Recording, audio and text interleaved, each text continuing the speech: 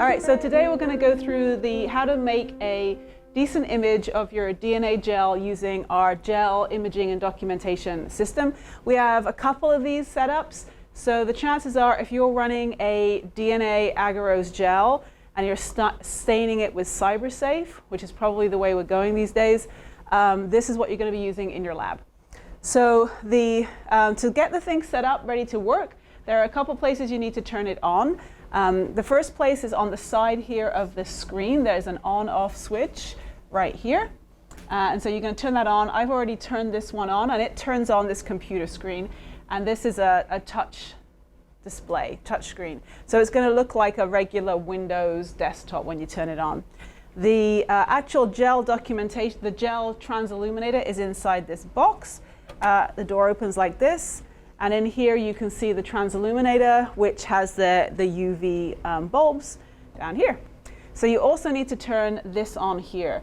And it's like a press button right there. It doesn't show as turned on right now because it's kind of like a fridge in reverse. When you close the door, the light comes on. In your fridge, when you open the door, the light comes on, but this is opposite, so to keep you safe from the UV rays. So when we close the door, the UV will turn on inside of the box. To start up the software that works to image the gel, you're going to come up to the touchscreen and you're going to use the VisionWorks app, the program right here. So we're just going to launch it right here, and it's going to open up. And this is what produces the images that you can then print out from the gel. So right now it's just getting started up. And we're going to pick a nucleic acid gel because we're going to be visualizing DNA. And then this is our start screen. Now, right now it's not picking up any image. You have two options down here. This is live view. So this is going to show you what it's actually looking at right now, constantly updating like a video.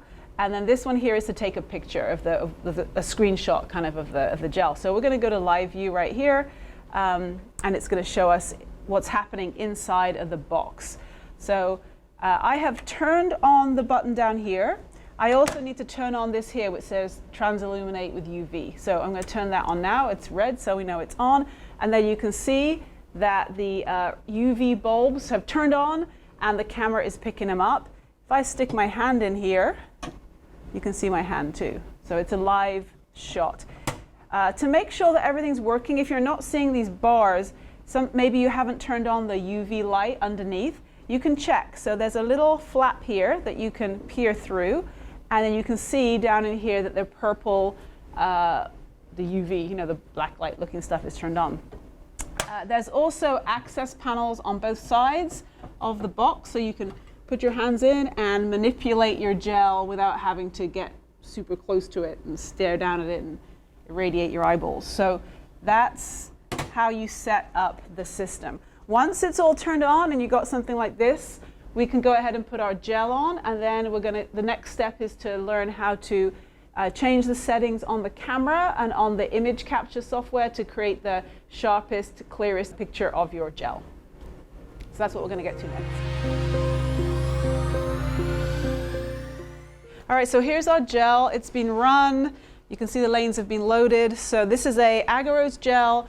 It's been loaded with DNA, and it's been stained with the CyberSafe dye. So we're going to open the door and pop it on our transilluminator. A couple things to note when you do this. Sometimes if the gel is kind of wet or there's liquid that gets on the glass, the gel can sort of slide around. So it's always good to have a paper towel handy. You can see it's sort of switching, it doesn't stay still. So I'm going to take this paper towel and kind of dry underneath it, and that will kind of let it almost kind of grip into place on our transilluminator and stop moving. You want it kind of centered like that, but we can move it afterwards. So, right, so it's in there right now. When I close the door, the UV should turn on. We can peek through and see it's shining purple, so we know it's on. So to be able to see what's going on down in there, we're going to hit the live view button. So this is a touch screen that gives us a live view. We can see our gel. We're really zoomed out right now, And you can also see the UV light bulbs. Now we need to put a filter in to get rid of those light bulbs. So on the back here behind the screen, you can see a slider. And this is going to move the filter in place over the camera. So I'm going to move it to the middle position like this, and there's a sort of soft stop there. It will also go all the way this side, but you want it in the middle right there. Sometimes this slider will jam and it won't go, and that's because this focus has been moved too far down. If I move this all the way around clockwise and extend the lens, this filter hits the camera. So if you find yourself in a position where the filter won't slide into place, just back off this dial that says focus. That will raise this up and give you enough space to slide the filter into place. All right, so now we're back at our main screen, and we are going to get our image on this screen. So we're going to need to look at the front screen while we mess with the settings of the camera. So the first thing we're going to do is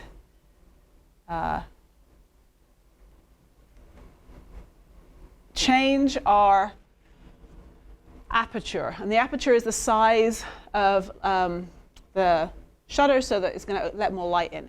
So on the back here, where the camera is mounted, you can see a cutout that tells you aperture control, the first one, zoom, the second one, and focus, the last one. They're cutouts here. And that's referring to the top dial, the middle dial, and the bottom dial on the camera here. So I can change the aperture, and the bigger the aperture, moving it clockwise, will let more light through, and you can see the gel now.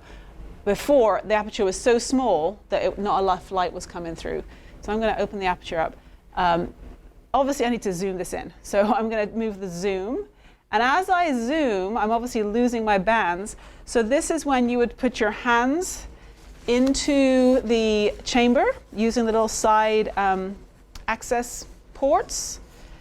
And in real time, you can move the gel around. So there are my bands. They're very, I need to focus this. All right. So now I'm going to focus my image by moving the focus dial.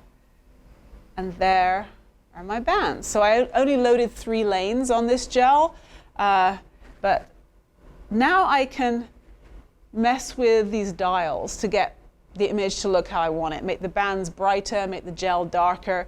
You can change your aperture size, you can change your focus, and you can change your zoom and get things positioned how you want it. The last thing that you can change on this whole setup is over here, actually through the software. Where it says time here on the right, this is the exposure time. So it's set in 100 milliseconds. That's the default time that it's going to capture an image for. You can change that up and down just using the touch screen here. So I can make this, if I change this first one, it's going to give it a 1 second exposure. That's like a long time. So it's going to probably blow this out real white, but I'll show you what happens. So definitely makes it brighter. 2 seconds. Much brighter image. So this is just a sort of personal preference with changing these settings to get it to a place where you think it gives you the best resolution of your bands and the nicest kind of image. My gel is still slowly sliding off because this isn't level. That's why it's fading off into the left of the screen.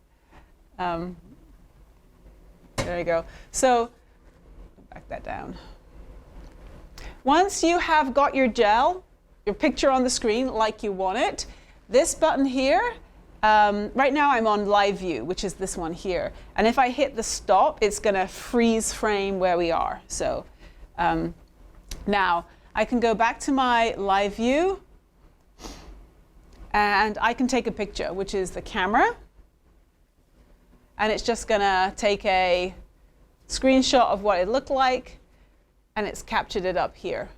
And then you can go ahead and save this image in one of these files, and you can send it to the printer, which is attached to the machine on the left, and print out the image You can do that to give them to your students to take home, or you can save it to annotate it or stick it in a lab book or whatever else you want to do. There's also on the side right here a USB port, and you can stick a thumb drive in here and save the image to the thumb drive so that you can take it with you and import it into a Word doc or a PowerPoint or whatever else you want to do with it.